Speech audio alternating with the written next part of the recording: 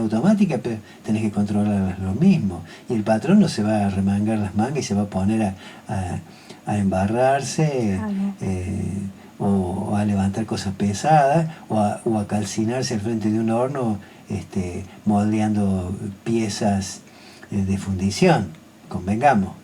Entonces necesitan la mano de obra humana, común y silvestre, que tan vapuleada es por todos, principalmente por la derecha, que la conforman, por supuesto, los grandes intereses económicos o los grandes polos económicos y, por supuesto, las empresas. Así es, y hasta de sus mismos empleadores. Sí. Son vapuleados. Bueno, vamos a algunos puntos de Infosiberia. Bueno, sabemos que falleció la madre de Plaza de Mayo, Nora Cortiñas. Falleció ayer, después de una operación de hernia que se le complicó con otras patologías que agravaron el cuadro. Ella tenía 94 años. Se van yendo las luchadoras, las madres de la plaza, que les llamamos, ¿no? Bueno, el velatorio se realizó en Casa de la Memoria y la Vida, en el predio Mansión Quinta Seré, en Santa María de Oro, y Blas Parera, en la localidad de Castelar. Fue una de las fundadoras de Madres de Plaza de Mayo, el 30 de abril de 1977. Su hijo, Carlos Gustavo Cortiñas, fue secuestrado por la dictadura genocida el 15 de abril de ese año en la estación de trenes de Castelar. Desde entonces, Norita lo buscó, creó junto a otras mujeres la organización Madres de Plaza de Mayo y dedicó su vida entera a pelear por los derechos humanos. Además de pelear contra la dictadura genocida, Nora militó sin descanso en defensa del pueblo, de los trabajadores, de los pueblos originarios, de las mujeres y disidencias, y contra la violencia policial. Recibió todo tipo de homenajes, desde distinciones de la Universidad de Buenos Aires, la Universidad Nacional de Entre Ríos, la Universidad de Salta y la Universidad Libre de Bruselas, hasta el de un club de fútbol que lleva su nombre, el Norita Fútbol Club. Las abuelas de Plaza de Mayo emitieron un comunicado en el que, entre otras cosas, resaltaron que, con profundo dolor, despedimos a nuestra hermana de lucha, Nora Cortiñas, referente indiscutida del movimiento de derechos humanos en la Argentina, como parte de Madres de Plaza de Mayo, línea fundadora. Norita siempre mantuvo en alto el reclamo de juicio y castigo a los genocidas de la última dictadura y la bandera de los 30.000 desaparecidos. Desde la red Hijos se pronunciaron sobre la muerte de Nora en un comunicado en el que, entre otros puntos, destacaron que fue una madre que recorrió los verbos irreverentes que le puso el cuerpo a la organización de las madres en pleno genocidio, que incomodó en democracia por las deudas con el pueblo, que luchó siempre con una sonrisa. Cristina Fernández de Kirchner despidió a Norita con las siguientes palabras: con tristeza despedimos a Nora Cortiñas, madre de Plaza de Mayo, eterna luchadora por los derechos humanos y por la democracia en nuestro país. Mis condolencias para su familia y sus compañeros. Por su parte, Evo Morales publicó: la compañera Nora Cortiñas, madre de la Plaza de Mayo, siempre estuvo del lado de las causas justas de nuestros pueblos. Cuando quemaron la Huipala, después del golpe de Estado de 2019, Nora Cortiñas, madre de Plaza de Mayo, hizo un acto de desagravio simbólico. Hoy su cuerpo nos deja, pero nunca muere quien vive peleando. Venceremos, Norita, hasta siempre. Alberto Fernández sostuvo con profundo dolor: lamento el fallecimiento de Nora Cortiñas, un símbolo incansable de la lucha por los derechos humanos en Argentina. Su legado y valentía nos seguirán inspirando. mientras que el gobernador de la provincia de Buenos Aires, Axel Kicillof, afirmó con mucho sentido dolor: despedimos a la querida Norita Cortiñas, luchadora incansable por los derechos humanos, referente de todos los que abrazamos la lucha por un país con memoria, verdad y justicia. Siempre va a estar presente en el reclamo de los 30.000. También Miriam Bregman del FIT publicó: en plena dictadura esta mujer se metió en Mansión Seré, donde funcionaba un centro clandestino, buscando a su hijo, y para verse allí había secuestrados, como se comentaba. Vamos a continuar tu lucha, querida Norita, como nos enseñaste. Venceremos. El senador nacional Guado de Pedro le dedicó a Nora Cortiñas las siguientes palabras: hasta siempre, Norita, ejemplo de lucha permanente y compromiso por la defensa de los derechos humanos. Seguiremos el legado, militando por la memoria, la verdad y la justicia. Por otro lado, el dirigente social Juan Grabois, de Unión por la Patria, que presentó la denuncia contra la ministra de Capital Humano, Sandra Petovelo, señaló que hay en los galpones del gobierno no 5, sino 6.000 toneladas de alimentos. Para colmo, hay 339.867 kilos de leche en polvo que rinden 2.718.936 litros de leche. Leche líquida que se vencen en julio y todavía no presentaron el cronograma de entrega. En total hay 924.970 kilos de leche. Repartan la comida, sinvergüenzas, reclamó en redes sociales tras indicar que se trata de información presentada en el juzgado por Petovelo. Por el escándalo de los alimentos incautados, la ministra de Capital Humano, Sandra Petovelo, tuvo que echar al secretario de Niñez y Familia, Pablo de la Torre, a quien responsabilizó por el hecho.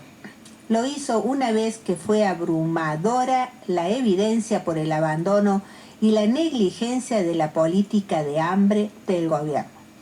Desde el Ministerio de Capital Humano informaron en un comunicado que decidieron limitar las competencias de los funcionarios y empleados responsables que, por mal desempeño de sus tareas, no han realizado un control permanente de stock y de vencimiento de mercadería.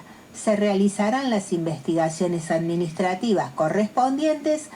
Asimismo, se pone en marcha un protocolo para la entrega inmediata de los alimentos de próximo vencimiento por medio del Ejército Argentino para garantizar una logística rápida y eficiente, anunciaron. Por otra parte, para el vocero presidencial Manuel Adorni, no hubo ni medio milímetro de imprevisión. El gobierno sobre la falta de gas... ninguna imprevisión del gobierno sobre la falta de gas. Y negó que hubieran paralizado las obras de los gasoductos. Me parece que está mintiendo, Adorni. Me parece, ¿no? ¿Qué decís vos, Tony?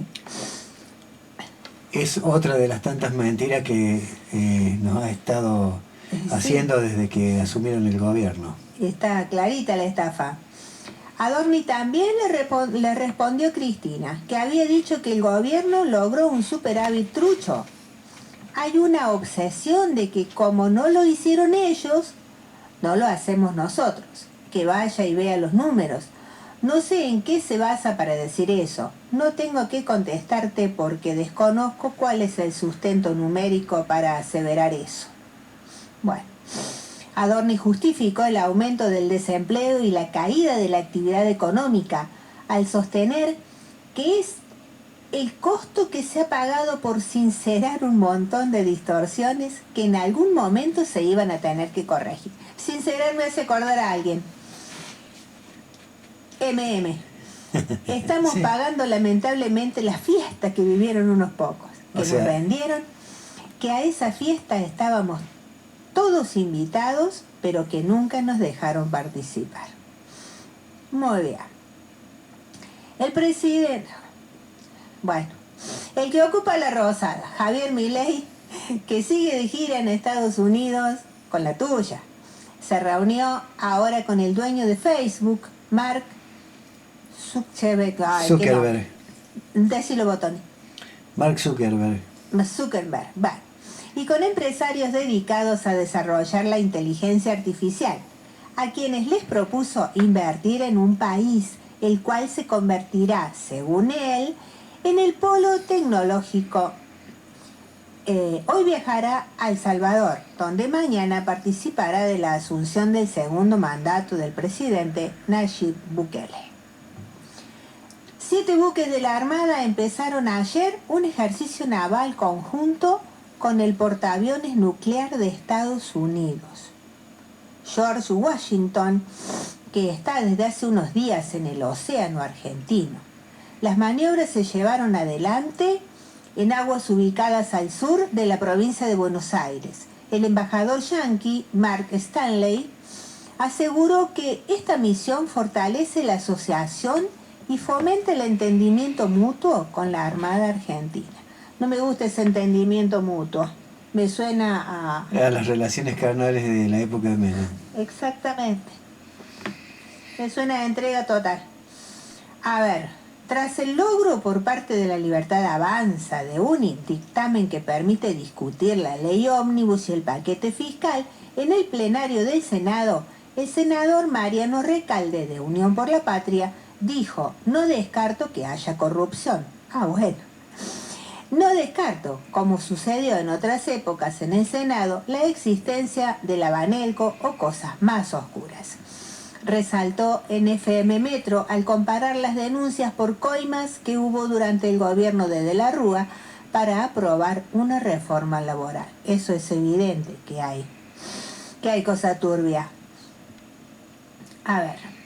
Y algo de eso tiene que ver el aumento que Milei decidió darles a todos.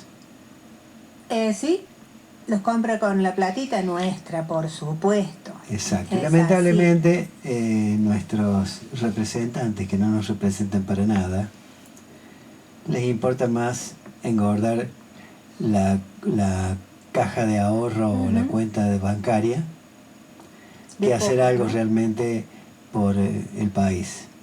La Federación de Sanidad, que conduce Héctor Daer, logró un aumento salarial del 28,9% entre abril y junio. El incremento fue acordado luego de que el sindicato impulsara medidas de fuerza en hospitales y sanatorios de todo el país. El Consejo de la Magistratura sancionó con un apercibimiento a un juez laboral por las demoras injustificadas en el tratamiento de un expediente por despido y accidente de trabajo. Se trata de Alberto Calandrino, quien tardó 6 años en resolver en primera instancia el juicio. El magistrado se justificó en la pandemia y la falta de personal en su juzgado. Bueno, me parece que eso es lo más importante, ¿no? Bueno, en Córdoba se fracturó el PRO, en Entre Ríos declararon persona no grata al senador nacional Edgardo Cuellar. Claro, ese es de los peronistas que le votó ahora para la... Facilitó que Milei tuviera dictamen para la aprobación de la ley base. Exacto. No olvidarse. Y bueno. No olvidarse. Y de paso la gente lo declaró persona no grata, sus propios coterráneos. Espero que sirva de algo. Espero que no se olvide, porque viste que después se olvidan los nombres. Sí, lo que pasa que... vuelven a estar en las listas.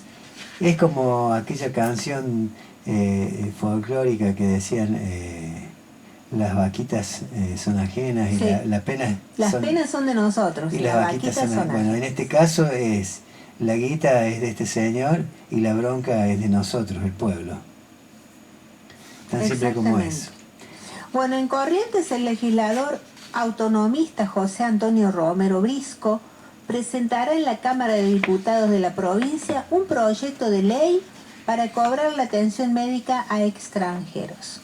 La iniciativa propone que los residentes transitorios o residentes precarios deban solventar los costos de dichas prestaciones a través de un seguro de salud con cobertura suficiente o por sí mismos.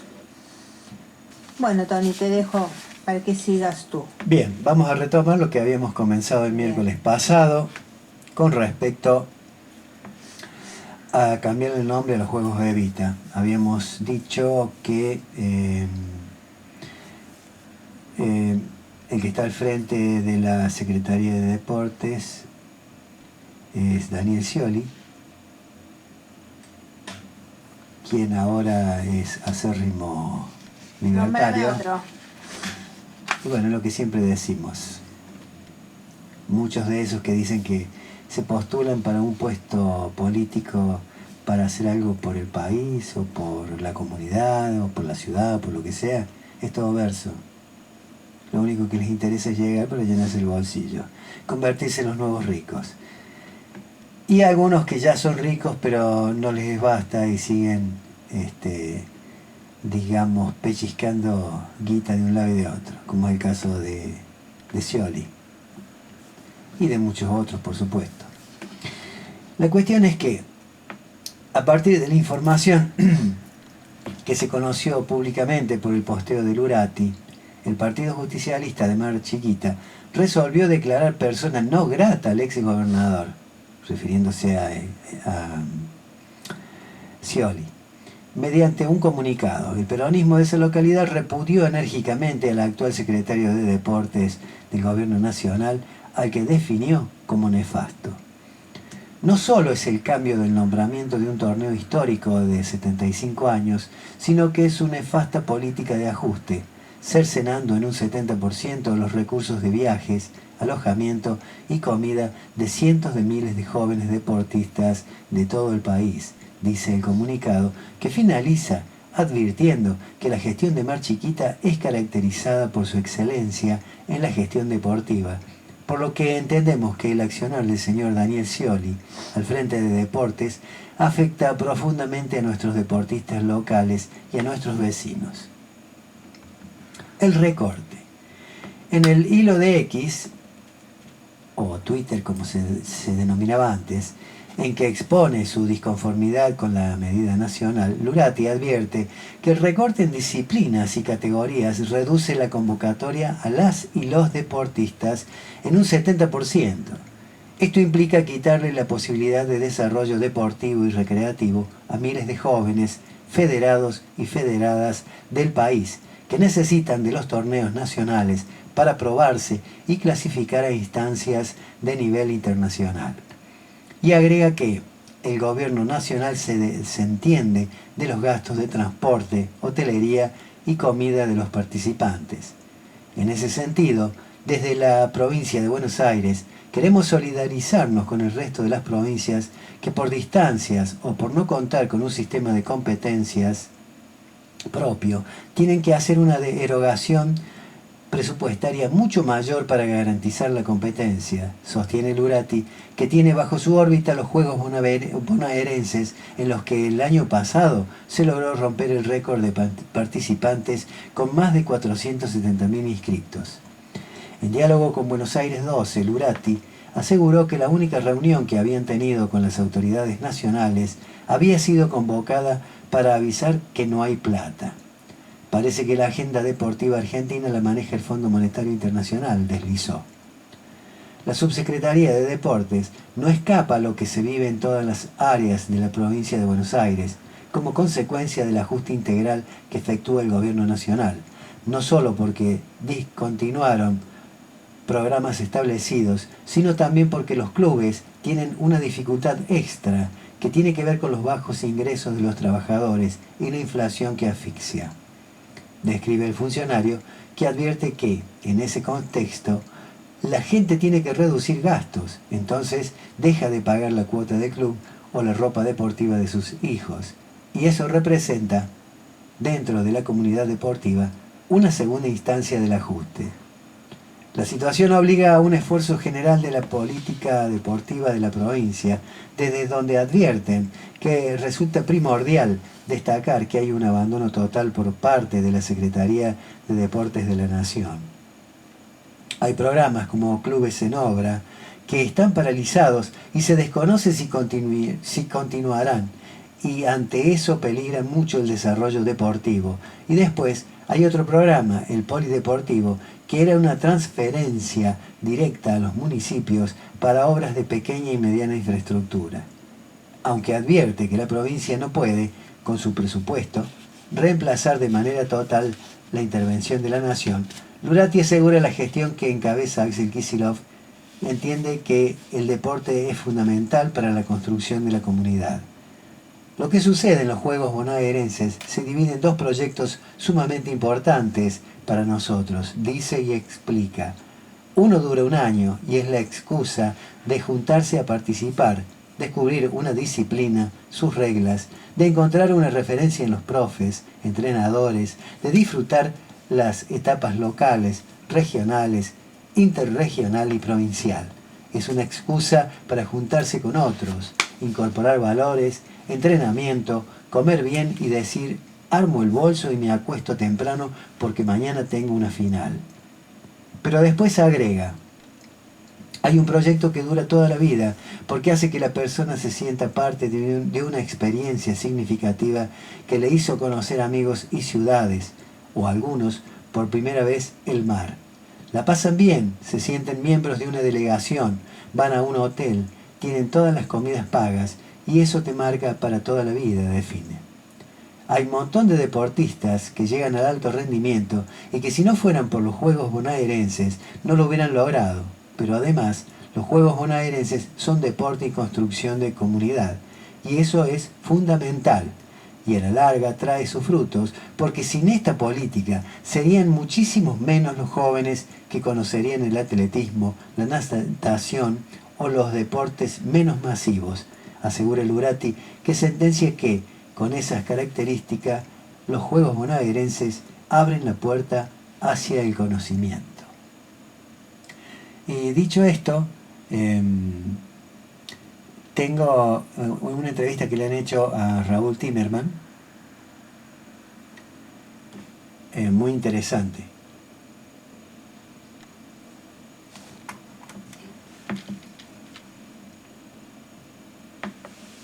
Él habla de que el gobierno se va a debilitar muchísimo por la quita de apoyo. El gobierno se va a debilitar muchísimo. ¿Por qué? No por acción de los que no lo votaron, por quita de apoyo de los que lo votaron, y ahí es donde se debilita. Está a la deriva el país con un presidente que no gobierna. ¿Y quién gobierna? Bueno, este es un auténtico gobierno bicéfalo, hay dos presidentes, Javier Milei y Karina Milei, cosa que no ocurría con Alberto y Cristina, porque Alberto y Cristina estaban en conflicto permanente, pero acá no hay conflicto. Milei no tiene la menor idea de lo que está pasando, es totalmente insensible. Dice, bueno, la gente se va a morir de hambre, alguien va a hacer algo para que no se muera, yo no tengo que intervenir. Digamos, hay una cuestión de insensibilidad. ¿Y eso pega o no pega en la opinión pública? Yo creo que a la larga, yo creo que el tema que más debería pegar es la falta de sentimiento nacional de Milei, la no pertenencia. Javier Milei indudablemente no le da bolilla a Mauricio Macri, digamos, yo creo que lo usó a Macri y habla, si le preguntan, gran presidente, le dice presidente, pero no lo escucha para nada. Yo creo que hoy Mauricio Macri está volcado, que la gran esperanza blanca de Mauricio Macri es Victoria Villarruel. Vamos a arrancar ya el programa recibiendo acá en el piso del Destape a Raúl Timerman. Raúl, muy buen día y bienvenido. Gracias por visitarnos. ¿Cómo estás? Buen día, ¿qué tal? ¿Cómo están ustedes? Bien. Yo bien, digamos, en términos generales bien, a la expectativa de ver las consecuencias de las cosas que están ocurriendo en la Argentina, que son muy difíciles de prever. Se da una situación totalmente extraña que nunca, bueno, prácticamente nada de lo que pasa nunca lo vivimos, porque nunca tuvimos un presidente con las características de Javier Milei, Claro. Nunca tuvimos una oposición que no presente alternativas, siempre la oposición presentó alternativas en la República Argentina. nunca tuvimos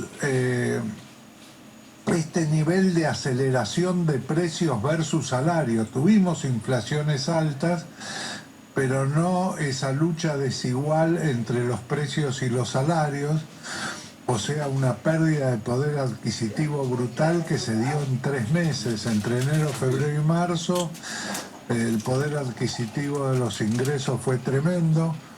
Nosotros le preguntamos a la gente, independientemente de los ajustes que usted realizó, porque todo el mundo realizó ajustes, independientemente de eso, el último mes, ¿sus ingresos habituales le alcanzaron para cubrir los gastos del mes?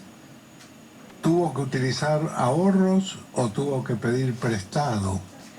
40% le alcanzaron los ingresos del mes.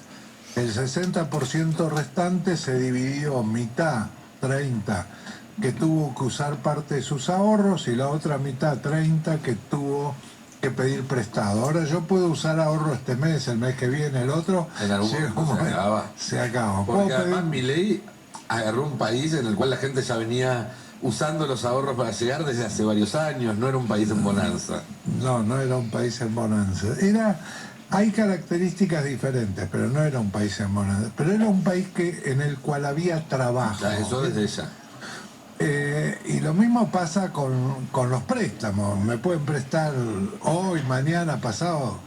Llega un día y me dicen, flaco, no te puedo prestar más. Se corta la carilla. Entonces, si los ingresos en los próximos meses no aumentan en relación a los precios y las tarifas de los servicios públicos, y daría la impresión que no va a suceder eso, bueno, se rompe desigualmente esa tensión permanente que existe entre la vida diaria, las necesidades y urgencias de la vida diaria, versus la esperanza que tiene un montón de gente, 50%, de que las cosas van a estar mejor en el futuro. Entonces, si el futuro va llegando y las cosas no están mejor, el gobierno se da a debilitar muchísimo. ¿Por qué? No por acción de los que no lo votaron, por quita de apoyo de los que lo votaron, y ahí es donde se debilita. No existe. ¿Por qué no aparece la oposición? ¿Por qué no aparece nadie? Cuando nosotros preguntamos ¿quién considera usted que lidera la oposición? Gana el ninguno. Claro. ¿Por qué no aparece? Porque no tiene qué decir. Es decir, el único discurso de la oposición hoy es el oposicionismo, es decir, yo me opongo a todo lo que el gobierno presenta, pero no doy alternativas. Y eso a su vez retroalimenta la narrativa de Milei, porque Milei se hace fuerte como el opuesto a lo que había antes, con lo cual ¿sí? Si la oposición sigue parada en todo lo contrario a Milei, en vez de buscar alternativas, termina reforzando la posición política del oficialismo. Así es. En este momento yo no sé qué espera la oposición, porque no existe una oposición. Vamos a preguntar qué es el peronismo, quién es peronista. ¿Es Cristina peronista? ¿Es Moreno? ¿Es Pichetto? ¿Es Gildo Infran? No podés definir quién es el peronismo, como no podés definir qué es el radicalismo. Es de Loredo, Lustó, Cornejo. No se sabe, han perdido identidades, entonces no existe una oposición clara con una doctrina, una ideología y un plan. Eso no existe. Ni siquiera el gobierno tiene un plan, porque el plan del gobierno es un plan destructivo, es un plan de... Vos fijate lo que costó eso de déficit cero, superávit fiscal. Parar, por ejemplo, por 40 millones de dólares... 3 compresores para el gasoducto Néstor Kirchner. Digamos, está a la deriva el país con un presidente que no gobierna. Ahora estamos preguntándole a la gente, ¿usted qué cree? ¿Que Javier Milei está interesado en resolver los problemas argentinos o cree que Javier Milei está interesado en proyectarse como un líder mundial? Y da la impresión que está más interesado en la Yo contestaría a eso, algún otro va a contestar otra cosa. No quiero influir si alguien... Pero, digamos, ¿y quién gobierna? Bueno, este es un auténtico gobierno bicéfalo. Hay dos presidentes, Javier Milei y Karina Milei, cosa que no ocurría con Alberto y Cristina, porque Alberto y Cristina estaban en conflicto permanente. Pero acá no hay conflicto. Y Karina Milei, ¿qué tiene? Tiene la autoridad para el veto de las decisiones o de las personas.